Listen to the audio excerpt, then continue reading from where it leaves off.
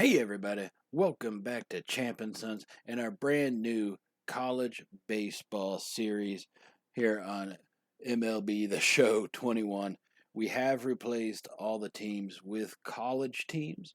I have tried to keep them within, every conference within its division, right? So we are going to be, since I am a homer and an Austin born and raised, uh, we are going to be the Texas Longhorns, and we are in the Big 12.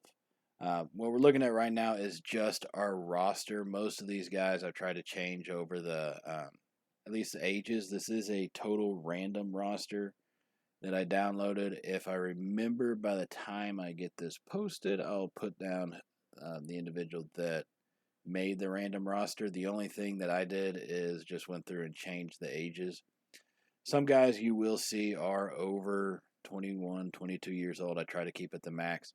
But a couple like Chris Chavez, 37, just kind of forgot to make that roster change, that little player edit on it. So you will see those kind of sprinkled throughout. Now we will be basically having everybody on a 4 to 5 year, what amounts to a contract, depending on their age, right? That's the maximum. So an 18-year-old can have 5 years. I figured with COVID, they gave an extra year of eligibility, so why not? 21-year-olds, they got 2 years. Of 22, they've only got one. So those are essentially your seniors or your redshirt seniors and so forth. I think y'all kind of get the picture. But we will be in our division facing off against Big 12 teams. We do have an SEC. There's actually two. There's enough teams for two, basically SEC divisions. And we've also got Pac-12, ACC. We've got it all in here pretty much. And so this is going to be a series. We're going to try to build a college dynasty based off this. As far as recruiting goes, we are going to basically treat that like you would any high school scouting, right? So the same way in college football, we're going to do that with college baseball as we go along. We will dive into the scouting in future episodes, so definitely stay tuned for that. And taking a look at our roster, our highest rated guy, Luis Padilla, is an 89 overall. Everything else kind of drops below. Now, most teams are pretty dang similar as we jump into this opening day game. Most teams are pretty similar in that I haven't really checked all of their ratings, but I didn't actually mess with those. Once the random roster was generated, I just changed the ages and the contract years, and that's about it.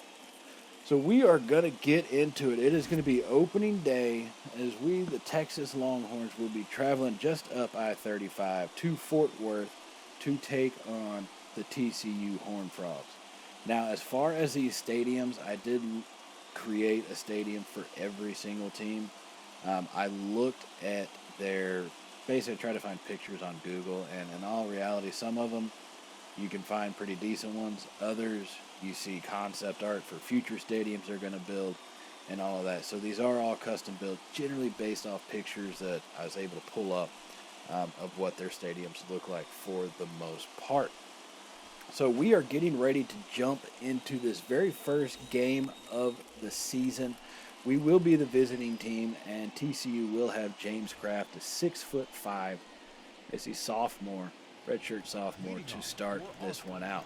Now, Marlon Sweet, he will be our designated hitter. He is going to be first up to bat here and get our season started. And that first pitch will be on the outside edge. It does paint the black, essentially, and that will be an 0-1 count now.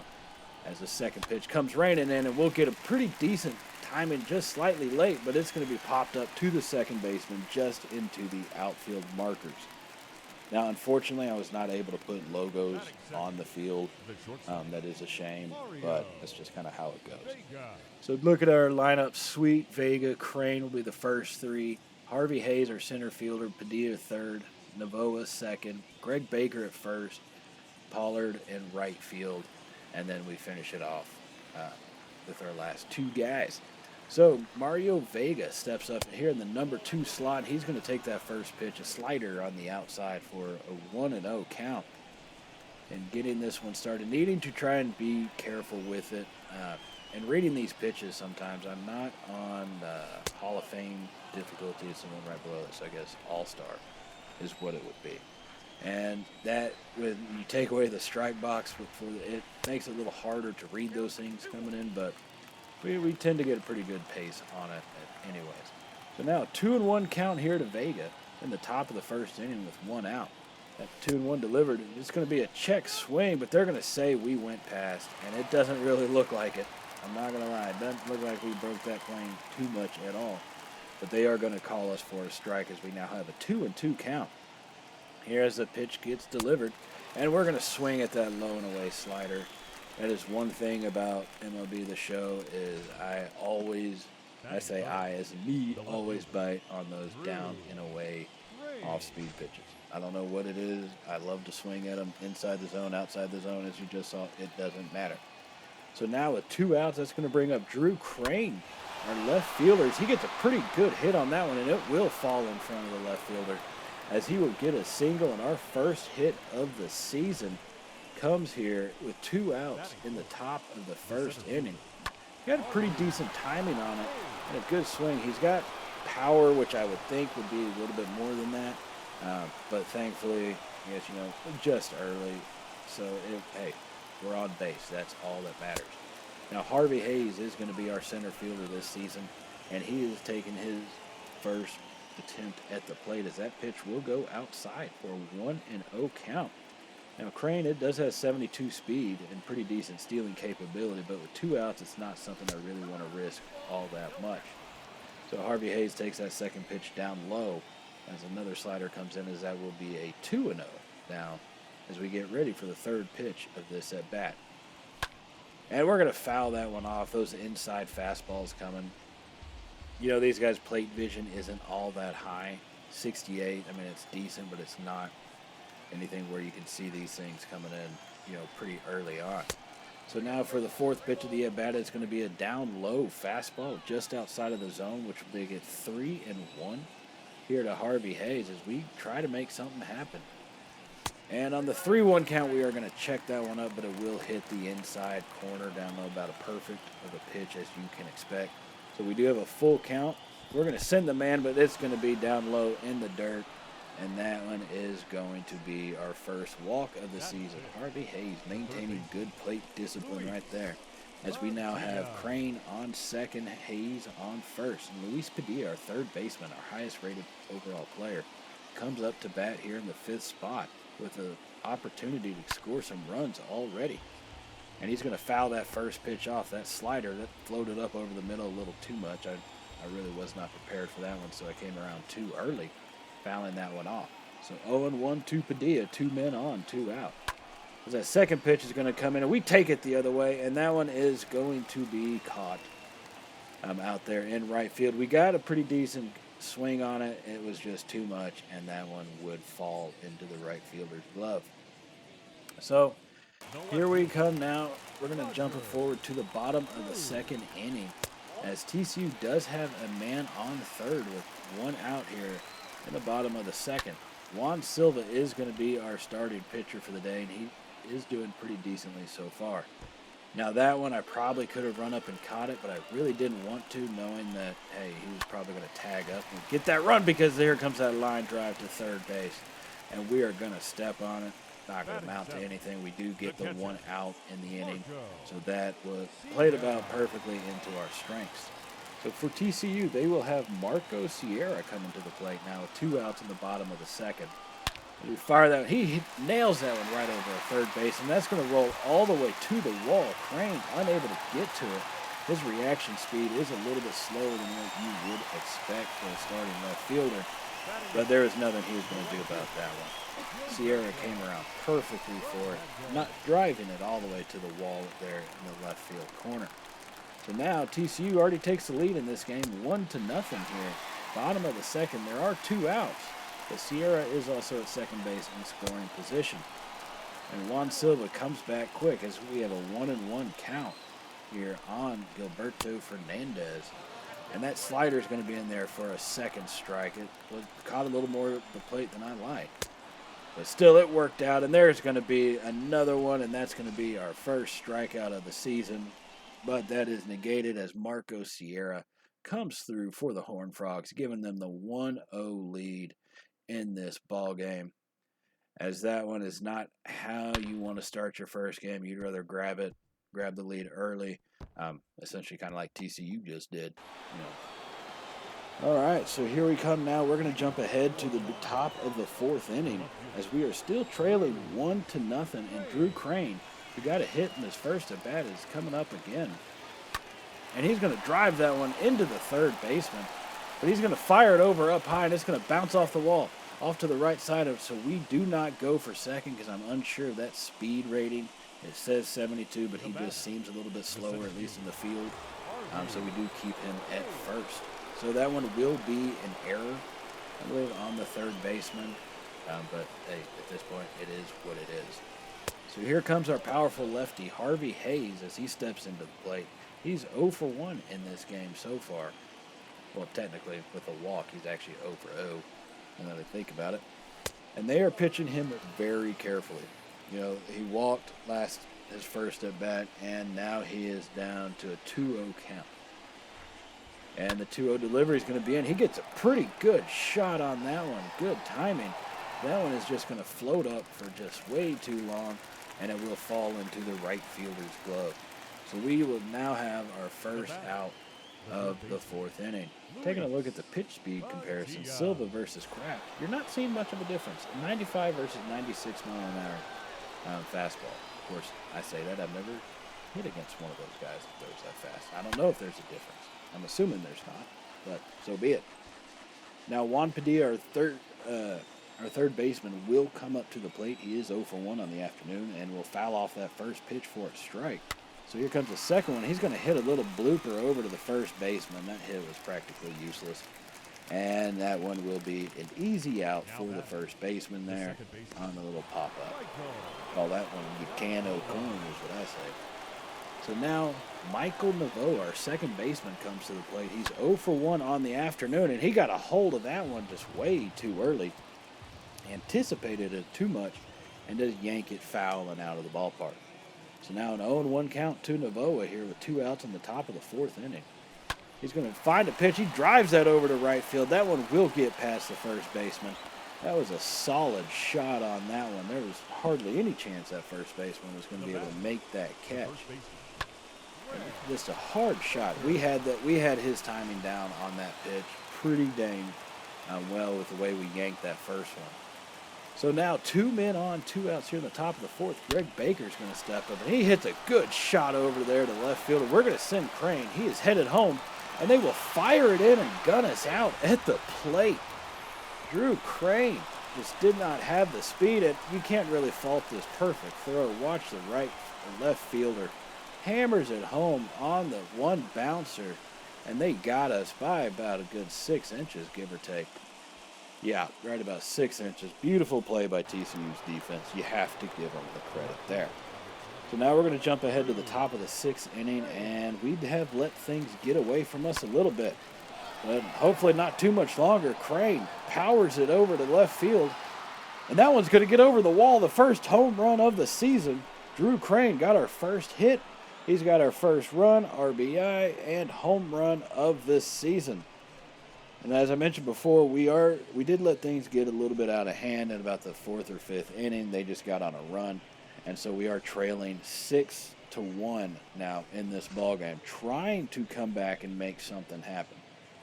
But Drew Crane, look at that beautiful swing, got the perfect pitch and put some power behind it, coming off at a 98.5 miles per hour, the exit velocity of that ball coming off that baseball bat, and got it just over that left field wall. And so now here comes Harvey Hayes, who's 0 for 1 on the day officially, here in the top of the 6th inning with 1 out. He drives that one over to right field, and it will fall in short of the outfielder, as he will now get his first hit of the season as well and be 1 for 2 on the afternoon. So here in the top of the 6th inning, we do have 1 out. We have gotten 1 run, and Harvey Hayes is standing there on first. He's got some decent speed with a rating of about 67. Still would like to see it a little bit better. Now, Luis Padilla, our big-time third baseman, he comes in 0 for 2 on the afternoon here, but has a chance to make something happen. We do only have 1 out in the inning. And on the 0-1 pitch, he takes it. That's a no-doubter. That one is gone over the left field wall. Oh, baby, is all I can say about that. Just about 390 feet, no doubt shot. He came in, we saw that coming the whole way, and we were able to put a good, solid swing to it as he will drive that one well out of the ballpark and into the trees. 107 miles per hour coming off the bat, 390 feet projected. Even Kraft knew that as soon as it was hit that thing was gone. So we're trying to get back into this. Let's make this thing a ball game once again. The score is now 6-3 as we have cut their lead in half here in this one inning alone. But we're not going to get any more headway if we keep swinging at pitches like that. The high fastball coming in. A little too tempting. Could not hold up as we now have an 0-1 count with one out at the top of the sixth. And on that one, he's going to drive it out into right field with a perfect line drive right there as he's now going to be on base. And our bats seem to have woken up now.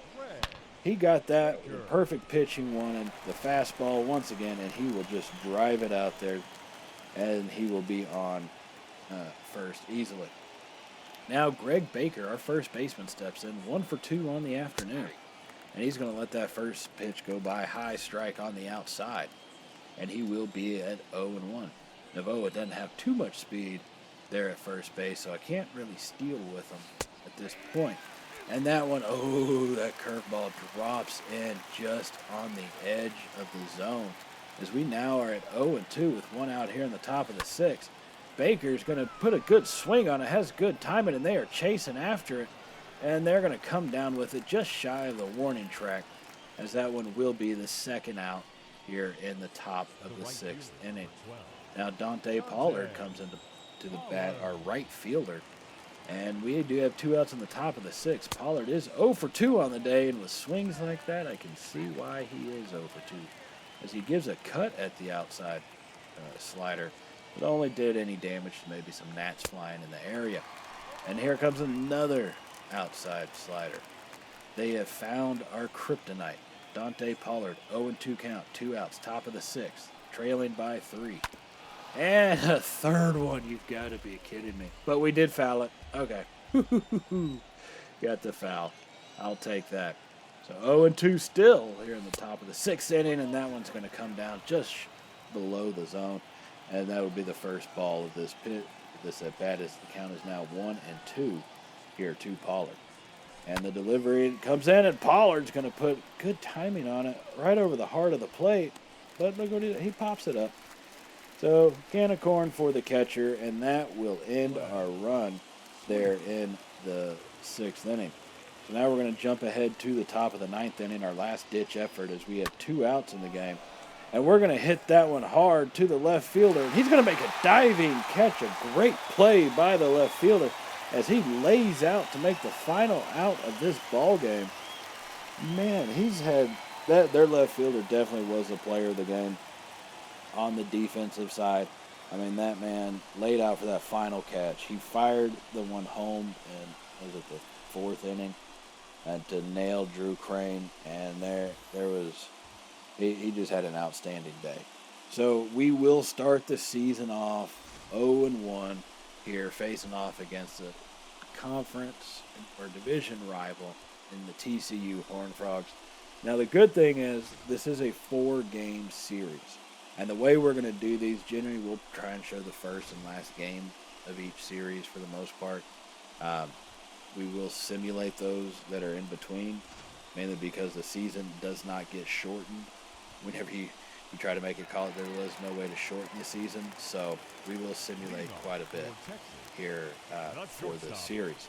And speaking of that, we're going to jump ahead now. This is the 4th game of the matchup. We did win the previous 2. So we are 2-1 in this series right now. Lost the first game, won the next 2, and here we are in the bottom of the 6th inning of the 4th game of this series. And they are going to fire that one just down the sideline. Jesus, Pollard catches up to it, but way too late as they get an easy double here in the top of the 6th inning. Now this game is tied 4-4 And Alfonso Perez has been our starter for the whole time. And I can say this, the way TCU has scored in each of these games, normally it comes off a flurry of hits. And I mean just a single, then a double. It's not something where we see all that often big-time home runs coming off our pitchers, which is pretty good. But seeing these little flurries of hits that come through, we just don't seem to be able to consistently put those together, either repeat that ourselves or to kind of stop them from doing that whenever we are in the field. So here, next at bat is who's that? Ramon Morales. As he's gonna foul that one off. Another fastball. He hasn't really gotten his timing down on that one yet. He was slightly late there, but we do have a 1-2 count as we fire back with him at another high fastball, coming in at about 93 miles per hour. But the count is now 2-2.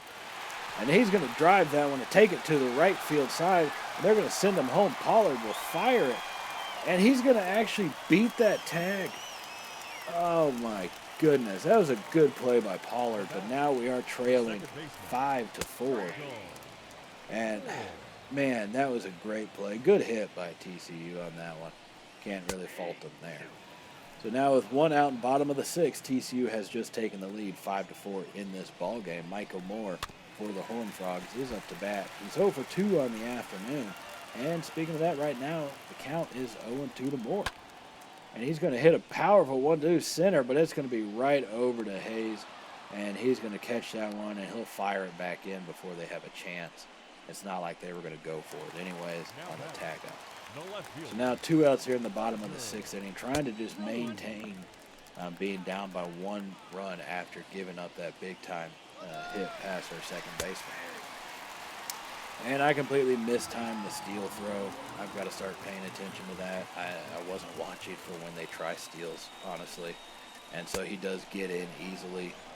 But we do try to come back as we hit that changeup in the bottom part of the zone for his second strike at this at-bat.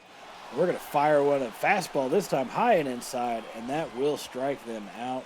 But Ramon Morales does his damage and gets the run that they needed to get the separation. So we're going to jump ahead to the top of the 9th inning here of game number 4, where we are trailing 4-5 here as we get this one started. Now, Greg Baker, our first baseman, has had a rough series so far, and he's 0 for 2 on this afternoon as well. So we really need to start seeing him kind of turn some things around. Now, 2-0 count to Baker, and this at bat, that one's going to come in as a low strike. A little bit low and outside on the zone, but that one will still be counted as a strike right there. And on the very next pitch, on the 2-1 count, Baker drives it to center field as he had good contact on it, pretty good timing, but they just went right to him. And that's been the story of us so far in these first few games. We get some good hard contact, but it always tends to be right at people. Now, Dante Pollard, we just could not let that high fastball go. That's another thing I love to swing at. I did try to check it up, but just was not able to hold it back. Now, that second pitch was a low and away changeup there, and that one will be a ball. So we do have a 1-1 count. And a curveball comes in down low once again, bringing the count to 2-1. There's still 1 out, only in the top of the 9th inning as we trail by 1, and Pollard takes that the other way but pushes it too far, and that one will be foul. So the count is now even at 2-2 here in this 1-run ball game. Now Pollard hits a pretty good one down the left side, right between the shortstop and the third baseman, as he will be standing on first after that hit. And now we got something going. Now we got a man on first base. Looking at our bullpen, we do have one guy warming up just in case, a long reliever. But I went on ahead and got my closer warming up as well. Once again, just in case. And so now that will bring up Andres Cairo. He is our catcher. He's 0 for 3 on the afternoon, so not really the person you want up at this point. But once again, it is what it is. And now on that second pitch, that one will be down low for a ball. So we do have a 1-1 count here to Cairo in the top of the 9th inning. 1 man on first. And that next pitch is going to be a pitch out. They were thinking we were going to steal, but they don't know us, and that we just ain't going to do that right now. Not till I get these speed ratings figured out. And overall. So Cairo pulls that one down the left field line. Man, just off on the timing. Coming around early on that. Anything just, if we had held back slightly longer, we're talking about a possible game-changing hit. And that one will fall because the left fielder tries to make the same amazing catch he did in the first game. And Cairo will get a hit, his first hit of this ball game, but that was a big-time one as we now have a man in scoring position. We have Pollard on second, Cairo on first, and Marlon Sweet comes up to bat. He drives it to right field, but that one is going to be caught by the right fielder, and we are way too close for us to try and move our man over to third. So 2 outs now here in the top of the ninth. Mario Vega's stepping up. He does already have 1 home run in this ball game. So maybe lightning can strike twice for us. 2 outs in the top of the ninth. Vega's going to power that one to the third baseman. He'll fire it over to second, and that's going to be the final out. And we will lose game number 4 of this series, and we'll split it evenly with the Horned Frogs at 2-2. And that's how we start our season. Now, that does remind me, for those of you who have not subscribed to Champ and Sons Gaming yet, definitely hit that subscribe button. And if you did like today's video, give us a thumbs up, as we do definitely appreciate it, and it really does help out the channel. So definitely stay tuned for more college baseball action and everything else that Champ and Sons has to offer. And I will see y'all in the next episode, everybody, where we will have advanced a little bit further beyond probably into the month of May. So I'll see y'all then, and as always, everybody, you know how it goes. Stay safe, and, well, later, y'all.